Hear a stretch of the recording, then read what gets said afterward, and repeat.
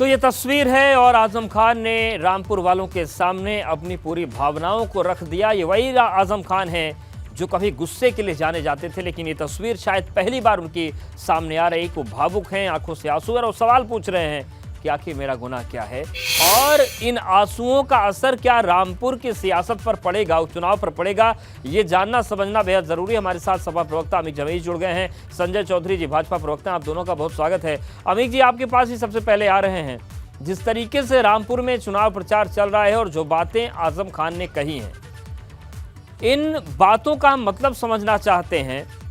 उन्होंने ये भी कहा कि आखिर आप लोगों ने मुझे, रामपुर वालों ने मेरे साथ धोखा क्यों किया और आगे मत करिएगा। उन्होंने ये भी कहा कि भेड़िया दरवाजे पर खड़ा है, उसको घर में घुसने मत देना। ये जो तमाम चीजें हैं, इनका कितना असर रामपुर पर होने जा रहा है?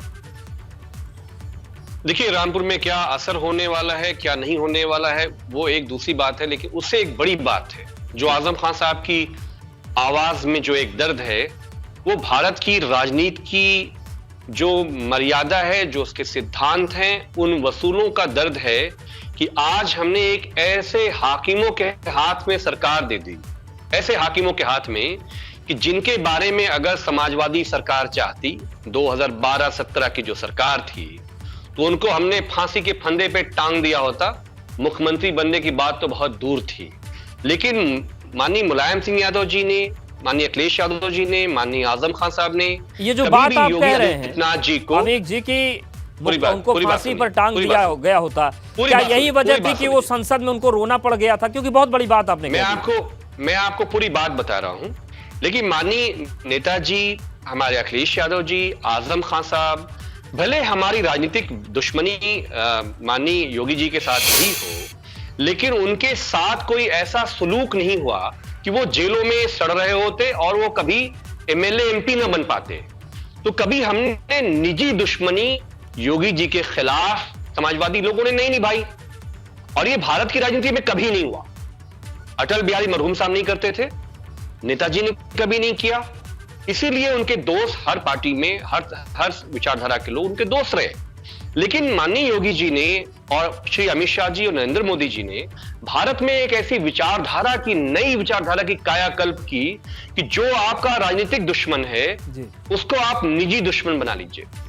माननीय आजम खान साहब, नेताजी उस जमाने के लीडर हैं। आप हैरत करिएगा कि जब पूरे रामपुर के खित्ते में मुसलमान हो, गरीब हो, उनको राजा नवाब के सामने गर्दन झुका के, जो 60 साल से आजादी के बाद से उन्हें आजादी नहीं मिली थी, उनको रीढ़ की हड्डी देने का काम किया जी।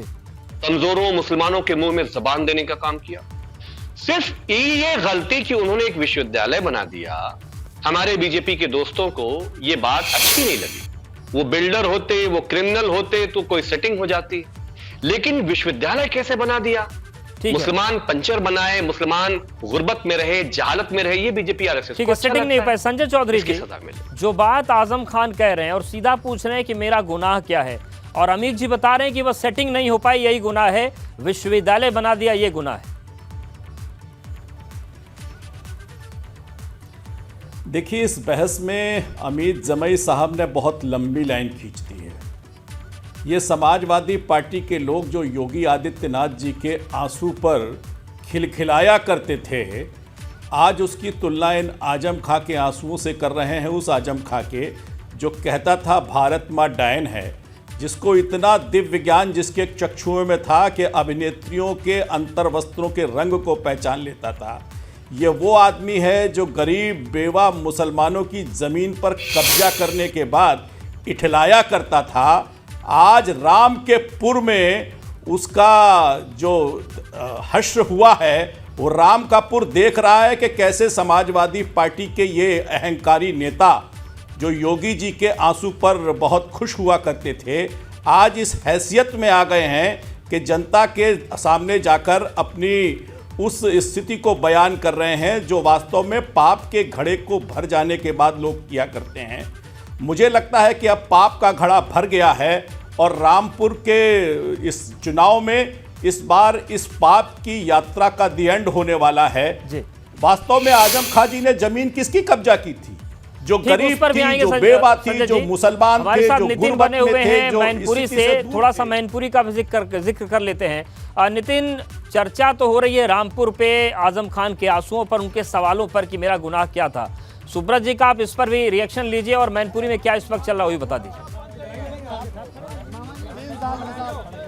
देखिए, मुख्यमंत्री योगी आदित्यनाथ बस कुछ मिनट पहले ही कहा जाए अखिलेश के गढ़ में गर्जना करके निकल चुके हैं। उन्होंने कहा है कि अब जैसे बाकी जो कहा जाए जिनको गढ़ कहा जाता है वैसे ध्वस्त हुए, ऐसे ही मैनपुरी की जो जनता है वो भी इतिहास रचने वाली है। उन्होंने यहाँ की जनता से समर्थन मांगा है, साथ ही शिवपाल सिंह यादव पर भी सवाल खड़े किए और उन लोगों को भी सीधे सीधे चेतावनी दी जो अराजक तत्व हैं। हमारे साथ बात करने के लिए सुब्रत पाठक जी हैं। क्या लग रहा है, अब योगी जी ने भी यहाँ का गर्जना कर दी है, तो अब क्या हवा किधर जा रही है? देखो, जिस प्रकार से मुझे बताया गया है कि यहाँ के ऊपर करहल में भारतीय जनता पार्टी की रैली कभी नहीं हुई, और आज जिस प्रकार से यहाँ के ऊपर रैली हुई है तो एक भयमुक्त समाज के समय पर, और जिस प्रकार से एक भारी जन सैलाब जो यहाँ के ऊपर आया है, मैंने हम लोगों की कल्पना से भी परे जिस प्रकार से यहाँ के ऊपर संख्या आई है, तो उसको देखकर मैं स्पष्ट रूप से कह सकता हूँ कि इस बार मैनपुरी में नितिन ये भी सवाल पूछेगा सुब्रत, जैसे कि कह रहे हैं साथी कैबिनेट मंत्री आजम खान कह रहे हैं कि मेरा गुनाह क्या था और मुझे क्यों आसमान और जमीन का नहीं छोड़ा।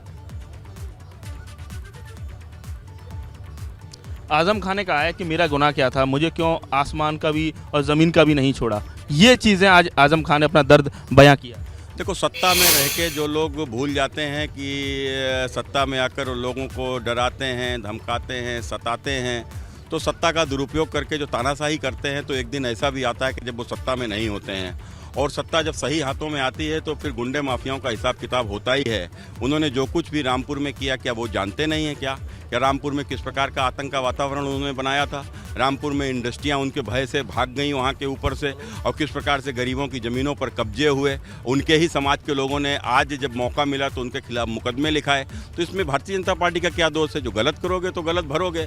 भारतीय जनता पार्टी ने तो तय किया है कि माफियाओं की कमर तोड़ेंगे, सांप्रदायिकता की कमर तोड़ेंगे। और योगी जी ने कहा भी है, और कहा है कि जो लोग अराजकता फैलाएंगे उनकी संपत्ति आएगी, उनके बाप दादाओं की भी संपत्ति आएगी, यानी साफ साफ चैलेंज करके गए। बिल्कुल ठीक बात है। उत्तर प्रदेश में भारतीय जनता पार्टी की सरकार बनने के बाद में गुंडों माफियाओं से जंग छिड़ गई है, और बिल्कुल तय है कि भाजपा की सरकार रहते एक भी गुंडा माफिया रहेगा नहीं उत्तर प्रदेश। पाल जी की आज सुरक्षा की कटौती कर दी गई है। ये बात है इसके कि साथ ही गुंडा माफिया नहीं रहेगा, उस योगी जी ने कहा पर उनको राजनीतिक चर्चाएं चलती रहती है, और जो सवाल अमित जी ने उठाए हैं उस पर भी हम जाएंगे। हमारे साथ संजय जी बने हैं लगातार।